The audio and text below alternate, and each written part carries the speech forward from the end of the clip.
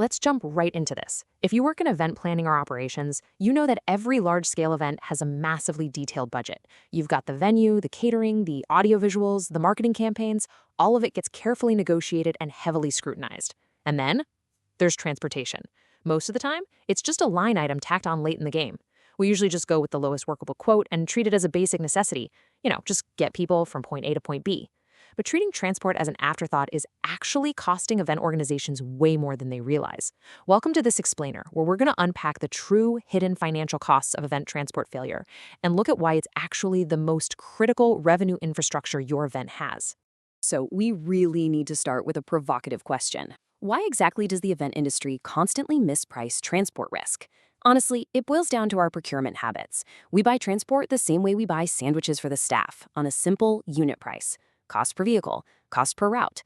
It's treated like a completely standard late-stage purchase. But buying it this way is incredibly risky, because if transport fails, it can literally compromise the financial return on every single other investment you've made for the entire event.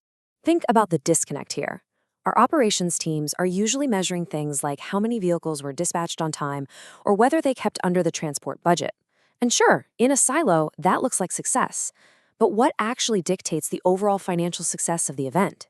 It's things like attendee net promoter score, sponsor renewal rates, and forward ticket velocity. Because we haven't formally linked the operational side with the commercial side, the metrics we track are completely divorced from the revenue-driven outcomes that actually matter to the business. To fix this, we're going to walk through a clear roadmap today. First, we'll look at the accountability gap. Then, the disruption cascade effect. Third, we'll uncover hidden costs and refund risks. Fourth, we'll go over 5 crucial transport KPIs. And finally, we'll look at predictive smart mobility. Okay, starting with number 1, the accountability gap. This is a massive structural flaw in how most event teams are organized. The accountability gap happens because the people managing the transport budgets are not the people who feel the financial sting when transport goes wrong. Think about it. The logistics team owns the transport budget, but if a massive bus delay absolutely tanks attendee satisfaction or causes a major sponsor to not renew their contract, that financial hit lands on the marketing and commercial teams. Because of this silo, the true cost of those delays gets scattered across different departments, meaning the ops team never actually sees the full financial bill of a transport failure. Which brings us to part 2, the disruption cascade effect. 60 to 90. This is an absolutely shocking multiplier. Most event planners massively underestimate how fast a single contained delay becomes a floor-wide crisis.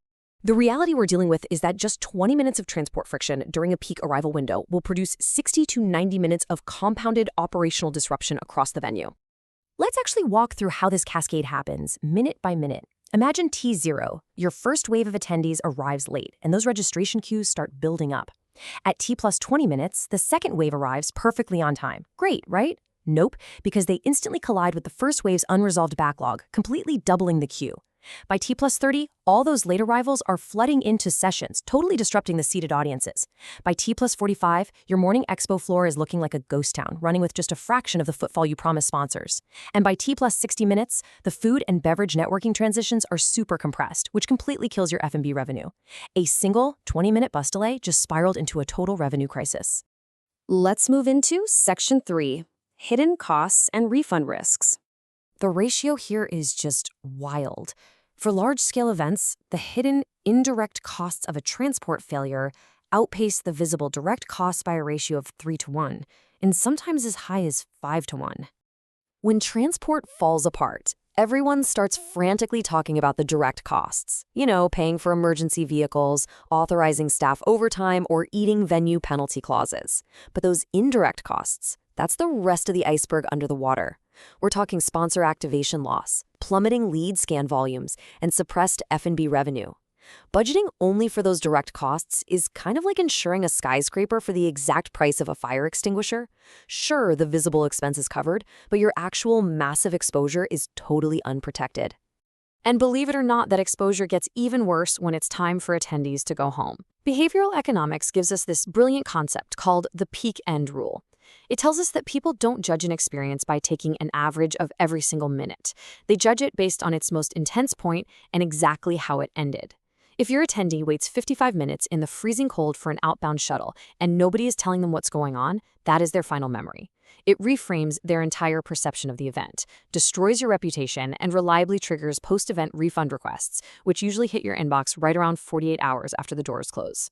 Because of this, ops leaders have to proactively map out refund triggers way before planning begins.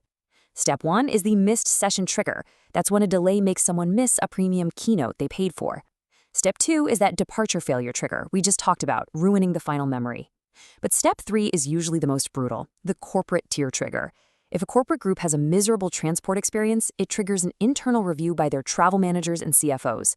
And boom, a massive group contract gets canceled, often without the event team even knowing transport was the real reason. And we absolutely cannot forget about sponsor exposure. Your sponsors are buying a presence based on estimated footfall and dwell time. When transport fails, attendees finally arrive, but they're stressed and rushed. They make a beeline for the keynote and totally ignore the exhibition booths. Lead scan volumes plummet. Suddenly, that sponsor's return on investment is deeply discounted, leading to contractual underdelivery and long-term revenue erosion. All because of a transport issue that no one connected back to sales. All right, let's pivot to solutions in Section 4, 5 crucial transport KPIs. If we want to stop managing transport based on gut feelings and angry post-event emails, event operations leaders absolutely have to track these 5 metrics: arrival window dispersion rate, peak queue pressure index, transport attributed NPS delta, departure dwell time, and sponsor activation overlap rate. Let's zero in on one of the most powerful ones on that list, the transport attributed NPS delta. This sounds highly technical, but it's incredibly simple. You just add one question to your post-event survey about their transport experience. This lets you isolate and compare the NPS scores of attendees who had transport issues against those who didn't. Most teams are completely floored by how massive the gap is. It gives you hard, definitive proof of the financial impact of transport, which is exactly the data you need when asking leadership to invest in better infrastructure next year. Another huge one is departure dwell time.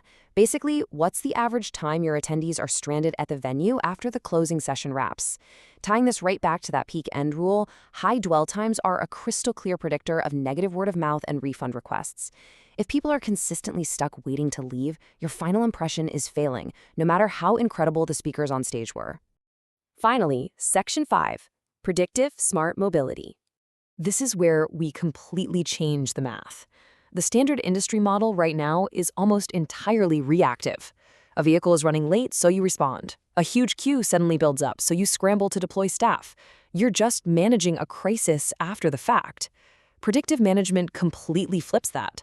You use the data you already have, like attendee tiers, ticketing, and session schedules, to model demand weeks in advance.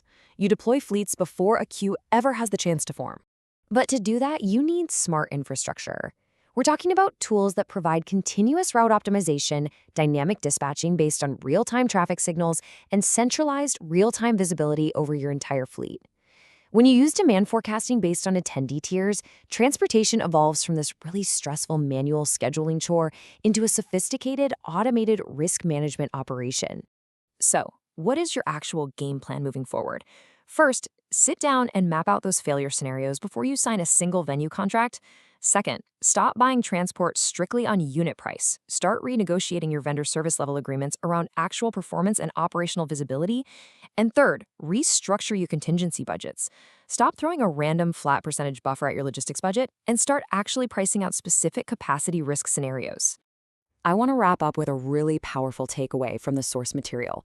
Transport is the very first and the very last experience of every event. Treat it as revenue infrastructure. Upgrading your transport strategy isn't just about tweaking your ops flow. It's a strategic, financial imperative if you want to protect your revenue and secure the long-term success of your events. Which leaves us with one final big question to think about.